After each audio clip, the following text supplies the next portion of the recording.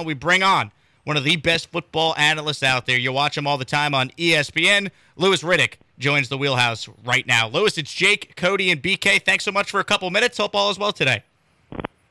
Yeah, everything's great. How are you guys doing down there? We're doing well, Louis. So you're the perfect guy to have on to talk about the Houston Texans and the offseason they're having. You got experience in a front office, and when you were in Philly, I believe you overlapped with Texans head coach DeMeco Ryans. So big picture, your thoughts on what the Texans have been able to do in the offseason.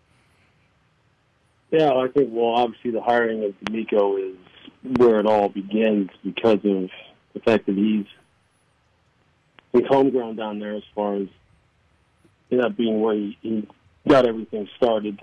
I think the kind of accountability, stability,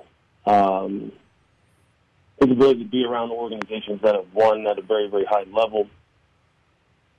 All these things are going to be the kind of things that are going to benefit Houston tremendously, and you can just see already his influence, that the knowledge that he has gained as both a player and then as a coach at these other good, quality organizations that he's been at.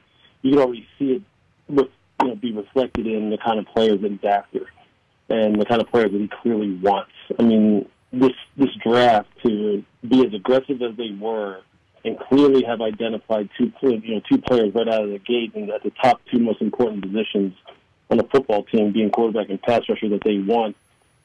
Both of these guys, I'm huge fans of. Like I said all along that CJ Stroud was my favorite quarterback in this draft, and that's no disrespect to Bryce Young. But from the time I saw CJ play a year ago to the time I saw him throw at his pro day and talk to him a little bit, I said, that's my QB1. And Will Anderson Jr. is just, he's everything that you want as far as being a culture setter, a building block for a new regime. So that, along with all the other prime players that they brought in there, coaches that DeMeco's brought in there, and then who DeMeco is as a person and as a professional, leads me to believe that you're embarking on a pretty exciting era of football, as is the AFC South overall. Yeah, Louis, kind of following up on your CJ Stroud commentary there. Hey, you've been high on Stroud throughout the entirety of the draft process, and why are you such a believer in him, and what type of impact do you think he can make as a rookie for this Texans organization? I'm sorry, I couldn't hear you quite clearly. Were you talking about CJ? Yeah, CJ Stroud, kind of following up. Yeah. Why? And what type of impact do you think he can make as a rookie? Yeah, look, I think we're talking to the coaches out at Ohio State. It's a guy who's been a competitor his entire life. He's been in the spotlight basically his entire life, and kind of been in the shadow of a guy like Bryce Young, and even a guy like Tua Tagovailoa, who's been always having to, even though he has proved himself at every step so far in his young life, I mean, he's still someone who still feels like he has a lot to prove. This young man has a huge chip on his shoulder, and it's a huge motivating factor for him.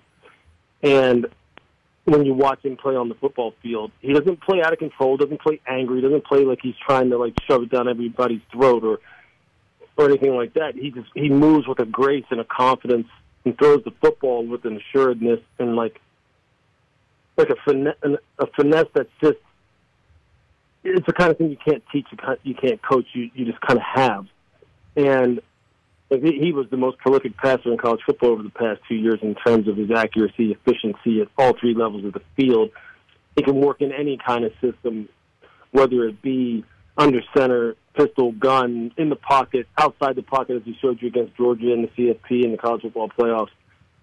And he's just one of those dudes who, once you gain his trust and you develop a solid fundamental relationship with him, you've got a guy for life. And he's just going to be he's going to have that long 12, 15-year career down there in Houston. And you just protect him, get him some weapons, get him some more Tank Dell, get him some more guys like that.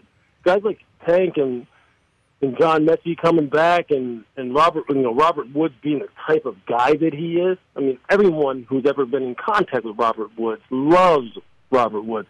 I mean, these are the kind of things, kind of people, and then Damian and Devin Singletary. I mean, you've got a hell of a foundation down there that he is just going to kind of be I don't want to say the cherry on top because the quarterback's always bigger than that. He's more important than that. He's going to be the guy who kind of makes it all go. And I love CJ Stroud to death as far as what I've heard about him and what I've experienced. And again, that's before we even get to the field, which that just speaks for itself. Lewis, what do you make of what Will Anderson needs to accomplish this year? I know not everybody looks at it like he's got to pay off to a big level, but most people are going to view that Anderson needs to have a huge year to make that trade feel right for the Texans. What does success look like for the edge rusher out of Alabama? Yeah, there will be a lot of talk around him and what his production looks like. The same as there was a lot of talk around Trayvon Walker last year, in comparison to Aiden Hutchinson and whether or not Trayvon was going to be that kind of produce, commensurate with where he was picked. But I think for Will, I think what's most important is that internally there in Houston, amongst management and the coaching staff, that their expectations are clear-cut, across the board, and that there isn't anybody who feels as though he has to do something, one way, and then someone else feels as though he needs to do something or produce in another way or at another type of number, whether you're talking about sacks, pressures, hers, whatever it is. But Will is exactly who he is on tape, all right, which is a hard-charging, power rusher, effort rusher, set the edge in the run game, multiple front player, meaning he can put his hand down or play in a two-point if you needed to on the 34 front as an outside backer. Guy who come from a great program, a tone setter at the program he just left, one of the great programs in the history of college football there at Alabama. No nonsense, never going to get in trouble. So, look, I think I'm not dodging the question of what his production needs to look like. I just think that, I can't say, well, he needs to get 12 to 15 sacks, or he needs to be a double-digit sack guy in his first year in order to justify the move up and then, in the back-to-back picks. I think he needs to be an impact player. Yeah, okay, he needs to be an impact player. He needs to be that guy who shows up on third down in the fourth quarter in 2 minutes, where you're seeing number 51, if that's ultimately the number he wears. You're seeing him around the quarterback. Yeah, he needs to be that guy. I think he will be that guy. Will he be the dynamic game changer right out of the gate that some of the very best to ever do it, like a Von Miller or like a, DeMarcus Ware, is he going to be that kind of guy? No, personally, I don't see that. But what I see, what my expectations are for a guy, who gets picked third overall, it doesn't necessarily have to be exactly what they're looking for because they're trying to build a program. They're not trying to just satisfy, the fan bases or my expectations for a third overall pick. They're trying to build a program, and he's the perfect guy. And you know that DeMeco has all the intel on this young man that you could possibly have and then some.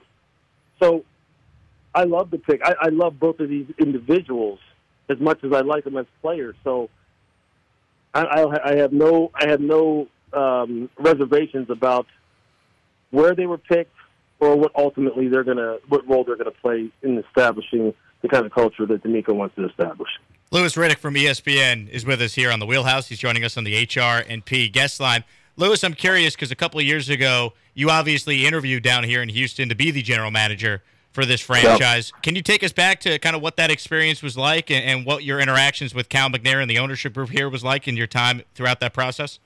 Yeah, look, it was a great interview. I had, that was an interview that was really conducted via Korn Ferry, and that search outfit that was really kind of like driving the bus with that. And I remember having a great, and I do mean great conversation with Jamie Roots when I was during that process, and it was comprehensive. It was educational. I think I showed that I was more than up to the task, and it was, and I was prepared for the interview, and I was excited about the opportunity. It all didn't work out, and I'd be lying if I sat here and said I wasn't disappointed, and what I had heard as far as feedback and how things ultimately may shake out. But sometimes things don't go the way you want them to, and you move on from it. But yeah, it was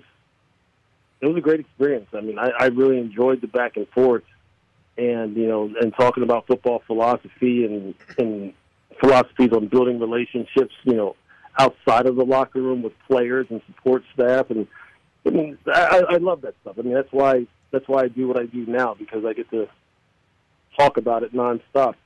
And it's just fun for me to talk about those kinds of things and talk about trying to build, winning programs. And I really enjoyed that experience. I'd love to hear that. Lewis, we know you got to run here in a second, but I know you're high on the Texans offseason. I wanted to ask you, which other team out there had maybe your favorite offseason or is having your favorite offseason so far? I would probably say I think what Seattle is doing now in the second year of what I thought last year was the beginning stages of their rebuild has been nothing short of spectacular.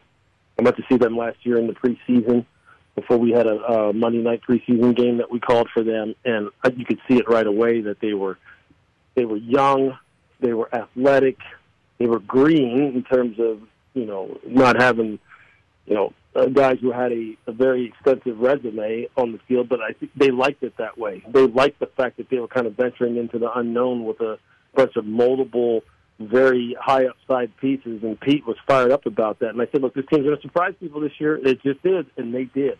And now they have got pillars, for the next 10 years at some very, very important positions. And then what did they do?